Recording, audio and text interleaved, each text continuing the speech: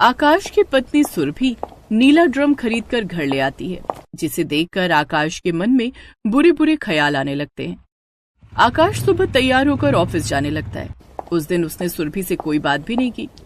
Good morning आकाश। आकाश ने सुरभि के good morning का कोई जवाब नहीं दिया और बिना खाना खाए घर से निकल गया। अरे इन्हें क्या हो गया, ना तो बात कर रहे और ना ही खाना खाया, लंच भी नहीं ले गए। सुरभि ने आकाश को फोन किया लेकिन आकाश ने फोन नहीं उठाया। लगता है किसी बात से आकाश नाराज है। ऐसा करती हूँ, मैं लंच लेकर उनके ऑफिस जाती हूँ, मुझे वहां देखेंगे तो खुश हो जाएंगे।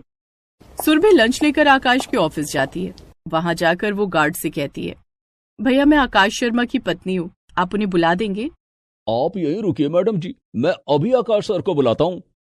गार्ड ऑफिस के अंदर जाता है और आकाश से कहता है, सर बाहर आपकी पत्नी आई है, आपको बुला रही हैं।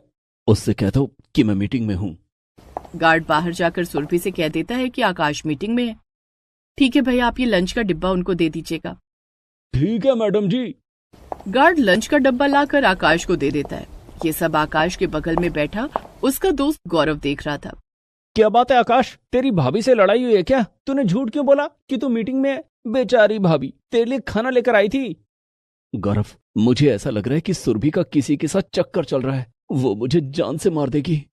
क्या? लेकिन तुझे ऐसा क्यों लग रहा है? कल ही सुरभि ने एक नीला ड्रम मंगवाया है। तो इसमें डरने वाली क्या बात है? तूने वो सौरभ शुक्ला वाली खबर नहीं देखी? कैसे उसकी पत्नी ने अपने बॉयफ्रेंड के साथ मिलकर उसकी हत्या कर दी और उसे नीले ड्रम में भर दिया। मुझे लगता है सुरभि भी मेरे साथ ऐसा ही करेगी। आकाश, ये भी तो हो सकता है कि ये तेरा वहम हो। तो फिर आज से पहले घर में नीले ड्रम की जरूरत क्यों नहीं पड़ी?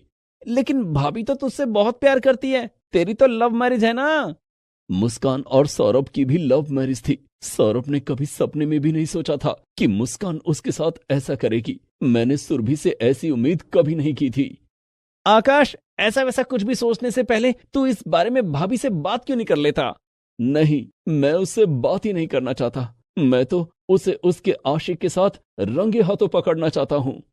आकाश और गौरव बातें कर रहे थे, तभी आकाश के बॉस फोन करके उसे अपने केबिन में बुला लेते हैं और आकाश काम में बिजी हो जाता है।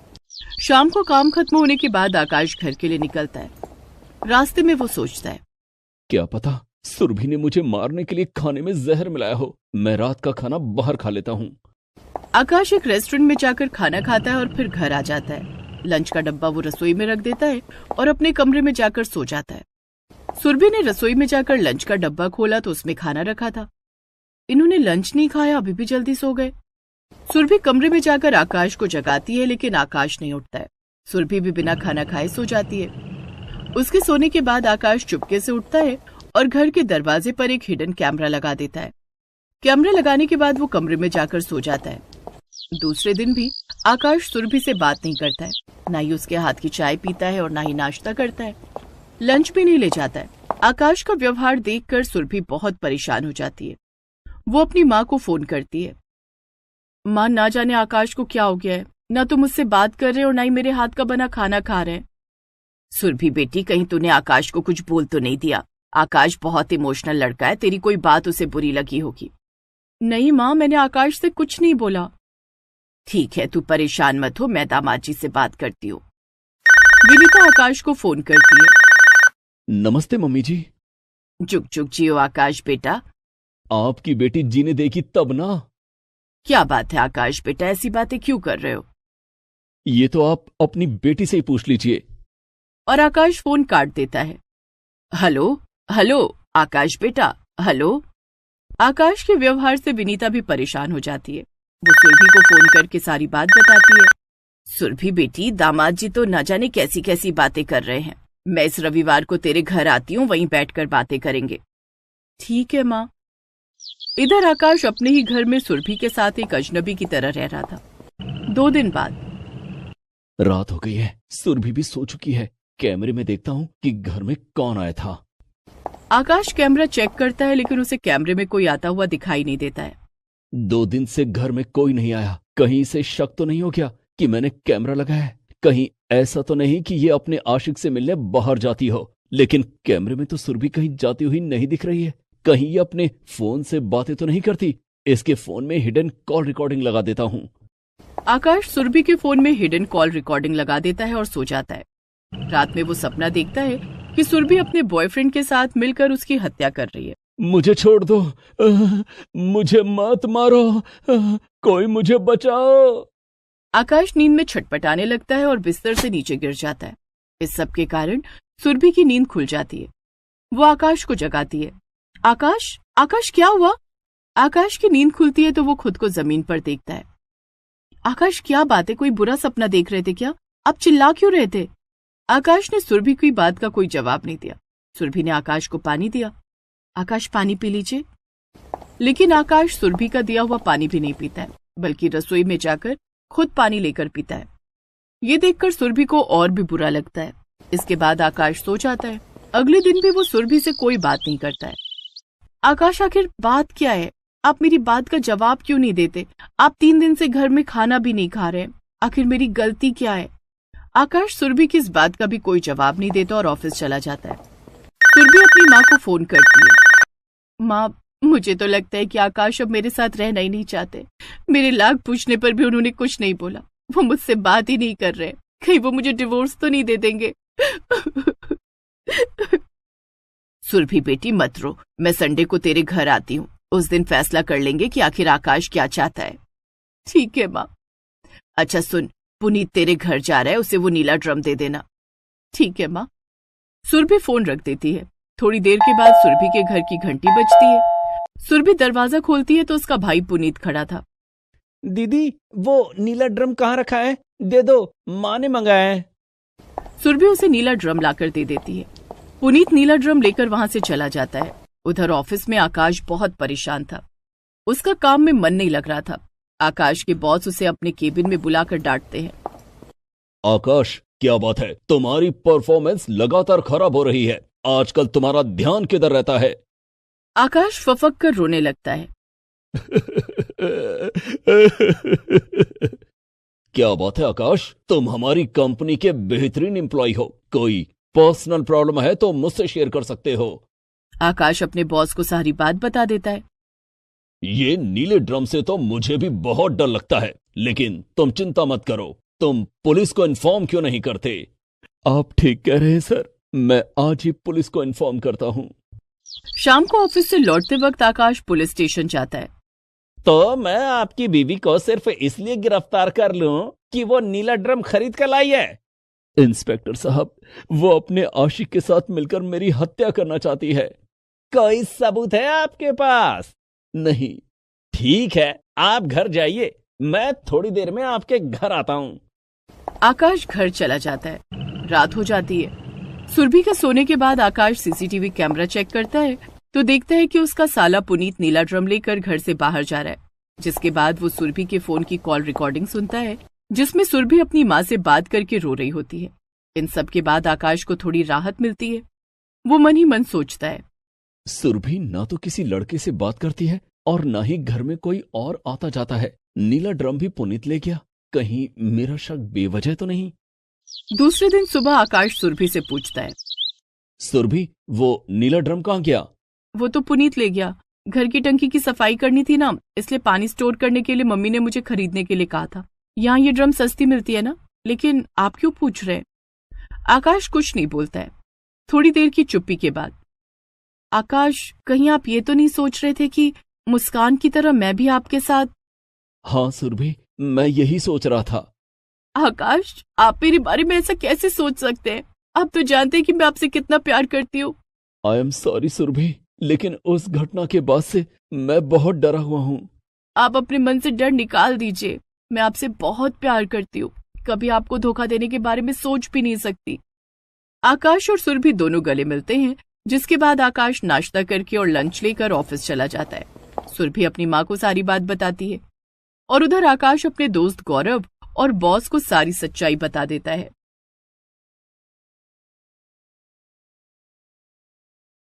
एक बहुत अमीर बिजनेसमैन था जिसका नाम मोहन था। मोहन की पत्नी सरोज बहुत पहले गुजर गई थी और उसका इस दुनिया में उसकी इकलौती बेटी मीरा के अलावा कोई भी नहीं था। लेकिन मोहन की मीरा से जितनी उम्मीदें थीं, वो सब वक्त के साथ चकनाचूर हो जाती हैं, क्योंकि मीरा बड़े होकर बहुत बिगड़ी हुई लड़की बन जाती है। एक दिन कॉलेज से लौटने पर मीरा अपने पिता से कहती है, पापा मुझे 50,000 रुपए चाहिए, वो भी अभी के अभी। क्या? इतने पैसे क्यों चाहिए तुम्हें मीरा? ओफो पापा, तो अब क्या मुझे आपको एक एक रुपए का हिसाब देना पड़ेगा? अरे ये घर मेरा है और मैं इसकी इकलौती वारिस, तो क्या मैं आपसे थोड़े से पैसे भी नहीं मांग सकती? अरे बेटा, ऐसी बात नहीं, मगर कम से कम मुझे बताओ तो कि तुम इतने पैसे का क्या करोगी? पापा वो मैं और मेरा दोस्त रॉकी एक पार्टी करने जा रहे हैं। आज रॉकी का जन्मदिन है ना, इसलिए मैंने मेरे कॉलेज के सब दोस्तों को भी बुला लिया है। क्या? फिर से वही रॉकी? मीरा, मुझे वो रॉकी ठीक नहीं लगता, फिर भी तुम उसके साथ घूमती हो। ओफो पापा, वो मेरा अच्छा दोस्त है और मुझे उसमें कोई बुराई नहीं दिखाई देती, और आप बस मुझे पैसे दे दीजिए, अब मुझे देर हो रही है। मोहन के पास जब कोई चारा नहीं बचता तब वो मीरा को पैसे दे देता है, लेकिन मीरा के वहां से जाने के बाद वो सोचता है, ये रॉकी बहुत बिगड़ा हुआ लड़का है। मीरा पहले से ही उसके साथ रह रहकर बहुत बिगड़ गई है। हर वक्त बस पैसे उड़ाती रहती है। अगर वो उस लड़के के साथ और रही तो कहीं उससे शादी ही ना कर ले। हे भगवान, नहीं, ऐसा नहीं हो सकता। अपनी बेटी की चिंता में मोहन दिन ब दिन दुबला होता जा रहा था, लेकिन मीरा अपनी ही धुन में खोई रहती थी। वो बस पैसे उड़ाना जानती थी, न तो उसका पढ़ाई में मन लगता था और ना ही किसी और ढंग के काम में। एक दिन तो हद ही हो जाती है जब मीरा रॉकी को अपने साथ घर ले आती है और अपने पिता से कहती है, ये क्या मीरा? ये रॉकी यहां घर में क्या कर रहा है?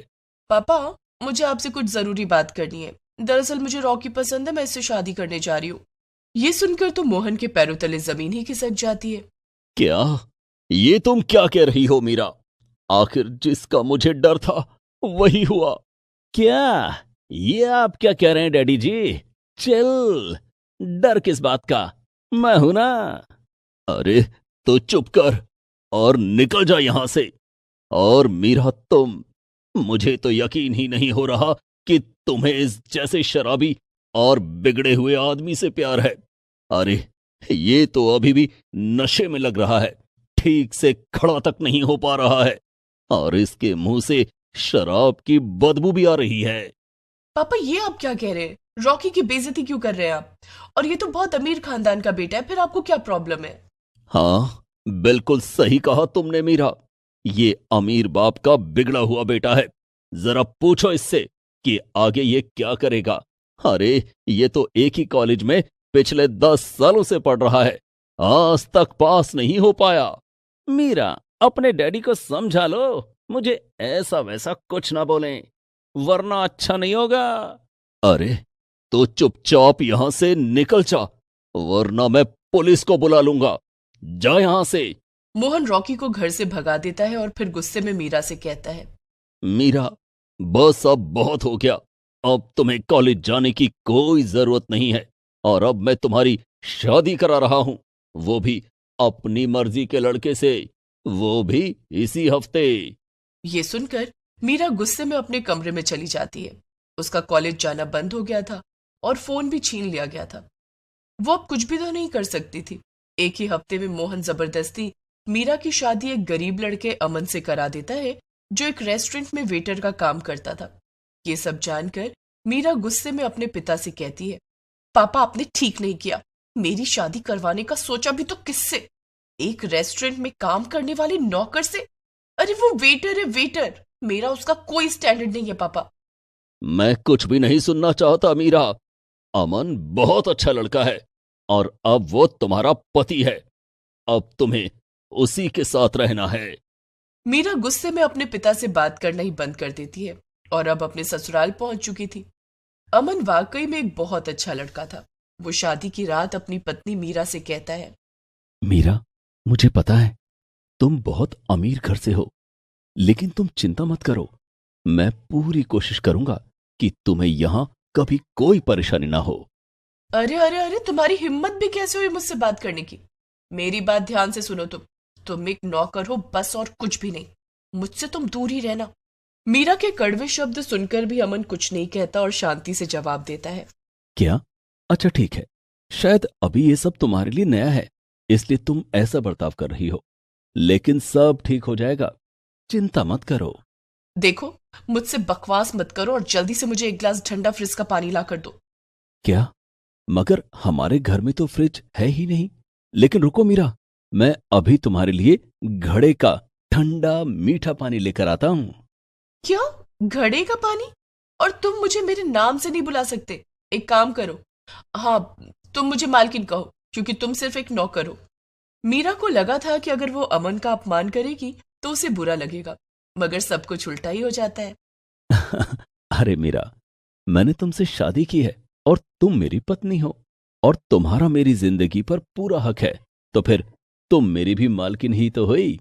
इसलिए तुम जैसा कहोगी मैं वैसा ही करूंगा। आज से मैं तुम्हें मालकिन जी कहकर बुलाऊंगा, और तुम यहीं रुको, मैं तुम्हारे लिए पानी लेकर आता हूं।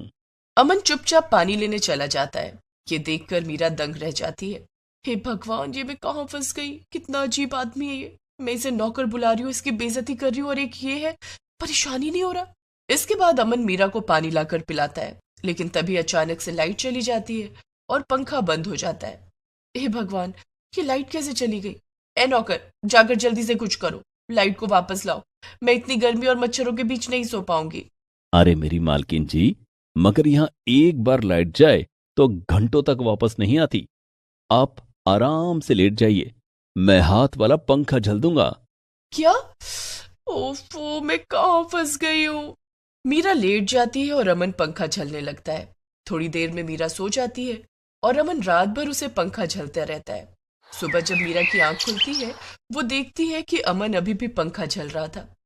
अरे, ये क्या? तो क्या तुमने रात भर मुझे पंखा झेला? हाँ, और क्या? मीरा कुछ कह पाती उससे पहले ही उसकी सास बिमला वहां आ जाती है। अरे बहू, तुम अब तक जागी नहीं? जल्दी उठ जाओ, आज तुम्हारी इस घर में पहली रसोई है। जल्दी से किचन में जाओ और सबके लिए अच्छा नाश्ता बना दो। और अमन, तुम यहाँ क्या बैठे हुए हो? तुम्हें होटल जाने में देर नहीं हो रही क्या? हाँ हाँ हाँ माँ, बस जा ही रहा हूं। मीरा भी सास के बोलने पर उठकर किचन में चली जाती है, लेकिन उसे समझ नहीं आ रहा था कि अब वो क्या करे। उसने अपने घर में कभी खाना नहीं बनाया था। खाना तो दूर की बात थी, उसने कभी पानी तक नहीं उबाला था। अब क्या करूं, क्या बनाऊं? मीरा खड़े खड़े सोच ही रही थी कि तभी अमन चुपके से वहां आता है और मीरा से धीमी आवाज में कहता है, मेरी मालकिन जी, आप जरा साइड हटिए, मैं जल्दी से सारा खाना बना दूंगा और माँ को पता भी नहीं चलेगा। ये सुनकर मीरा जल्दी से पीछे हट जाती है और अमन जल्दी से सारा खाना और चाय बनाकर किचन से चला जाता है। फिर मीरा सारा खाना बाहर ले आती है और सब लोग जमीन पर बैठकर खाना खाने लगते हैं। कैसे गरीब लोग हैं ये सब, जमीन पर ही बैठ गए नाश्ता करने। मैंने तो कभी ऐसे बैठकर खाना नहीं खाया। इसके बाद अमन अपने काम पर चला जाता है, लेकिन मीरा को इतने छोटे से घर में चैन नहीं आ रहा था और उसे अपने पिता और अमन पर गुस्सा आ रहा था। ऐसे ही कुछ दिन बीत जाते हैं और अब मीरा अपने घर का सारा काम अमन से ही कराती थी, लेकिन फिर भी अमन प्यार से सब कर लेता था। एक दिन अचानक से मीरा के पास रॉकी का फोन आता है। हेलो, हाँ रॉकी, तुमने अब मुझे फोन क्यों किया है?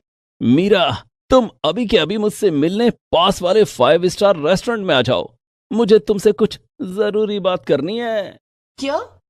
अच्छा ठीक है, अभी आती हूँ। मीरा फोन रख देती है और फिर सोचने लगती है, वैसे भी ये घर का खाना खा खा कर मैं थक गई हूँ। बड़े दिन बाद 5 स्टार होटल में जाना नसीब होगा। रॉकी मुझे अच्छा खाना भी खिला देगा, आखिर मैंने भी तो उस पर इतने पैसे खर्च किए। चलो चलती हूँ। मीरा जल्दी से उस रेस्टोरेंट में पहुंच जाती है और रॉकी वहां पहले से मीरा का इंतजार कर रहा था। वो अभी भी शराब पीकर आया था और नशे में था। ओ मीरा, आओ, बैठो बैठो। क्या हुआ रॉकी, तुमने मुझे यहाँ क्यों बुलाया? अरे मीरा, मेरे पास एक कमाल का आइडिया है। वो क्या रॉकी? मीरा, तुम अपने पति को छोड़ दो और मेरे साथ आ जाओ।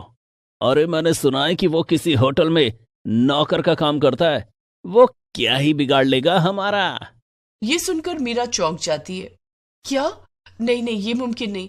और मेरे पापा, उनका क्या होगा? वो मुझे कभी भी माफ नहीं करेंगे। अरे मेरी पूरी बात तो सुनो मीरा, मैं कुछ गुंडों से कहकर तुम्हारे पापा को मरवा दूंगा।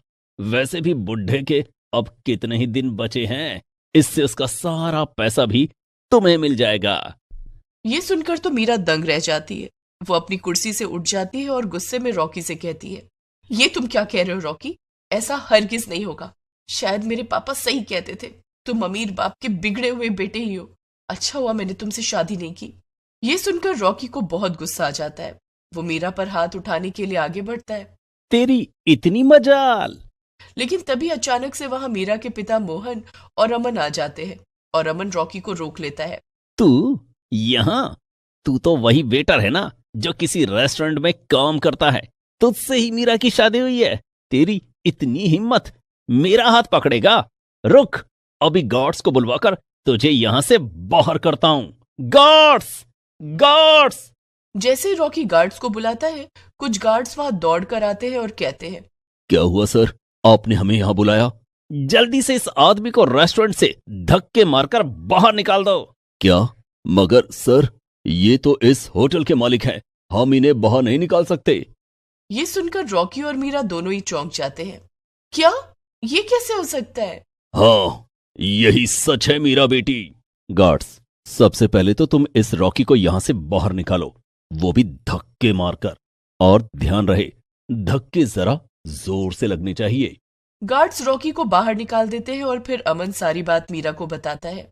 मीरा, यही सच है, मैं इस होटल का मालिक हूं और तुम्हारे पापा ने मुझसे ये नाटक करने को कहा था ताकि वो तुम्हें रॉकी की असलियत दिखा सकें और तुम्हें सुधार सकें। क्या मतलब इतना अमीर होने के बाद भी तुम घर पर मेरे बताए सारे काम करते थे? बर्तन धुलना, खाना बनाना, वो सब? हाँ, और क्या मीरा, आखिर तुम मेरी मालकिन जो हो, तुम्हारे लिए इतना तो मैं कर ही सकता हूं। ये सुनकर मीरा की आंखों में आंसू आ जाते हैं और वो अपने पति को गले लगा लेती है। मुझे माफ कर दो अमन, और पापा आप भी मुझे माफ कर दो।